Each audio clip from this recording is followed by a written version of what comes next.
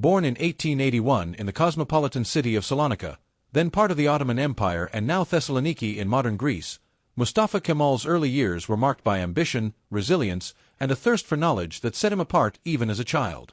His mother, Zubayd Hanım, was deeply religious and conservative, while his father, Ali Riza Effendi, was a progressive-minded customs official who encouraged modern education. After his father's death when Mustafa was only a young boy, he faced significant hardship but continued to excel in school, particularly in mathematics, where he earned the nickname Kemal, meaning perfection, from one of his teachers. Determined to serve and reform a declining Ottoman Empire, he pursued a military education, eventually enrolling at the prestigious War Academy in Istanbul, where his intellect and strategic brilliance began to shine. By the time he graduated as a staff captain in 1905, he was already known for his fiercely independent views and opposition to the absolutist rule of Sultan Abdul Hamid II. Throughout the early 1900s, Mustafa Kemal was involved in various reformist and nationalist circles within the military, including clashes with the Young Turks, but he remained focused on building a professional officer's reputation. His first major break came during the Italo-Turkish War in Libya, 1911 to 1912, where he displayed courage and tactical innovation. During the Balkan Wars that followed, he defended Ottoman interests with discipline and foresight. But it was World War I that made him a national hero. In 1915, during the Gallipoli campaign, Mustafa Kemal rose to legendary status by leading the Ottoman 19th Division in repelling the Allied invasion. His famous order to his troops, "I do not order you to fight, I order you to die," captured the spirit of sacrifice and determination that would define his leadership. Gallipoli made him a household name and earned him a promotion and command over several key fronts during the war. However, he also saw the disastrous consequences of imperial mismanagement and the corrupt rule of the sultans, which cemented his resolve to build a new, modern state. When the Ottoman Empire was defeated and partitioned after the war, Mustafa Kemal saw the Treaty of Sèvres, which dismembered the empire and handed large portions of Anatolia to Allied powers and Greek forces, as an existential threat. In 1919, defying the Ottoman government in Istanbul, he arrived in Samsun and began organizing resistance. From there, he galvanized nationalist sentiment across Anatolia, convening the Erzurum and Sivas congresses, and formally broke with the Ottoman authorities. By 1920, he had established the Grand National Assembly in Ankara, proclaiming himself the legitimate voice of the Turkish nation.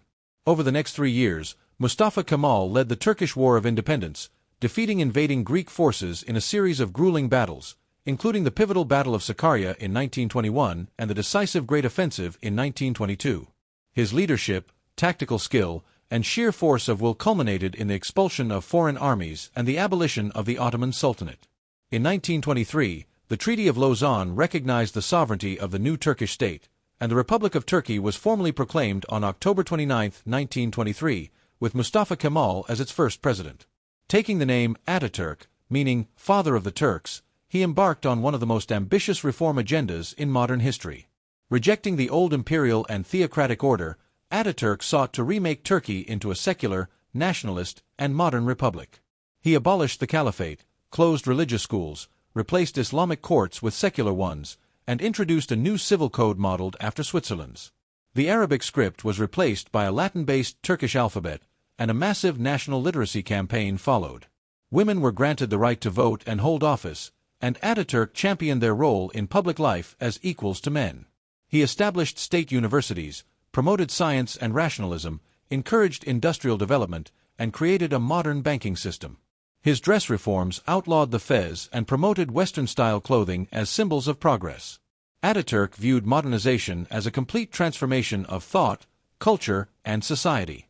While some of his measures were enforced with authoritarian rigor, including the suppression of Kurdish uprisings and the strict control of political opposition, he believed unwaveringly that Turkey's survival depended on radical change.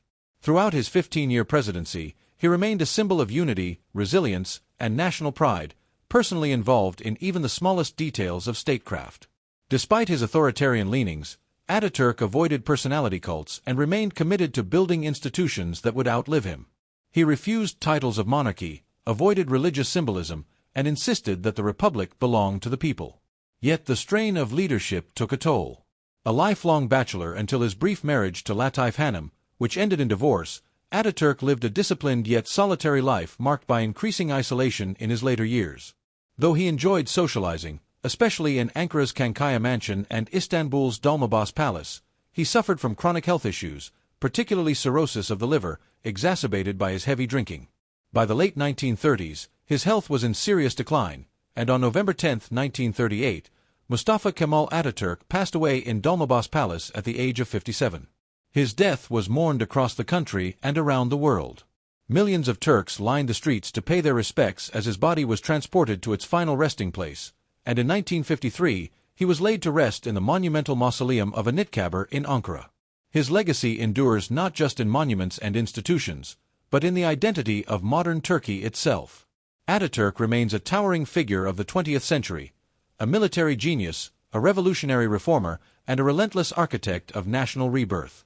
His reforms, though not without controversy, laid the foundation for a secular, independent Turkey, and his vision of a modern nation continues to shape Turkish politics and society.